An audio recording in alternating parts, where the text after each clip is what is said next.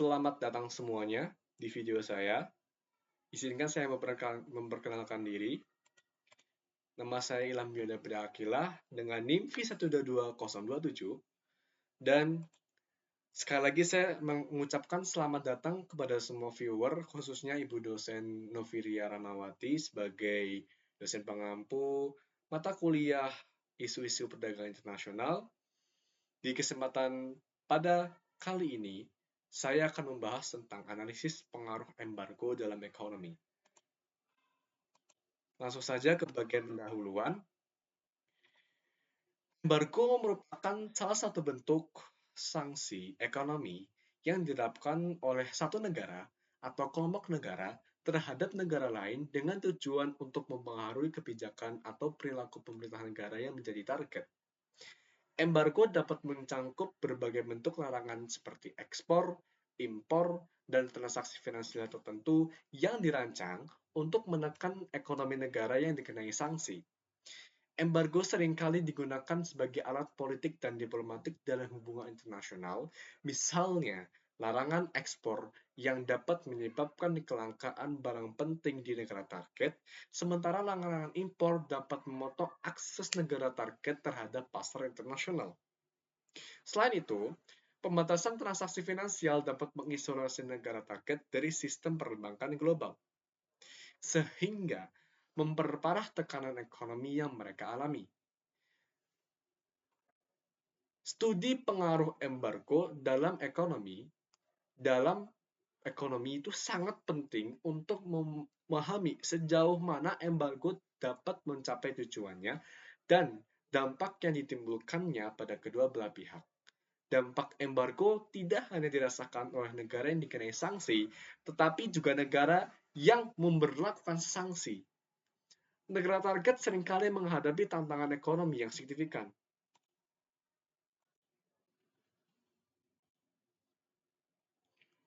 Seperti inflasi, penurunan pertumbuhan ekonomi, dan peningkatan pengangguran. Di sisi lain, negara yang memperlakukan embargo mungkin juga mengalami kerugian ekonomi, terutama jika mereka memiliki hubungan dagang yang signifikan dengan negara target. Selain dampak ekonomi, embargo juga dapat memiliki implikasi sosial dan politik yang luas. Dalam beberapa kasus, embargo dapat memicu resistensi domestik, dan meningkatkan ketegangan politik di negara target. Sementara dalam kasus lain, embargo dapat memperkuat solidaritas nasional dan memicu inovasi serta diversifikasi ekonomi. Oleh karena itu, analisis mengenai pengaruh embargo dalam ekonomi harus mempertimbangkan berbagai aspek. Embargo sendiri tadi sudah saya jelaskan definisinya, dan menurut definisi yang diberikan oleh Hofbauer, Scott, dan Elliott pada tahun 2007,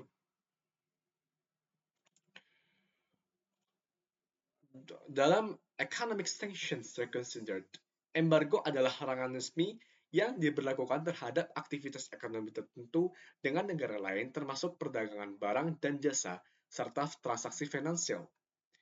Embargo bertujuan untuk mengisolasi negara target secara ekonomi, sehingga menekan pemerintah atau rezim berkuasa untuk mengubah perilaku atau kebijakan yang dianggap pelanggar norma internasional. Jenis-jenis embargo dapat dikategorikan berdasarkan tujuan dan cakupannya sebagai berikut. Yang pertama, embargo ekspor. Merupakan pelarangan ekspor barang atau komoditas tertentu ke negara target. Embargo ekspor itu sendiri bertujuan untuk menghentikan aliran barang-barang penting yang dapat memperkuat ekonomi atau kemampuan militer negara target. Sebagai contoh, embargo senjata yang dilakukan oleh Perserikatan Bangsa-Bangsa atau United Nations terhadap negara-negara yang terlibat dalam konflik bersenjata. Menurut studi oleh Martin dan kawan-kawan, pada tahun 2017 dalam jurnal International Organization, embargo ekspor sering kali digunakan untuk mencegah penyebaran senjata dan teknologi militer. Embargo impor.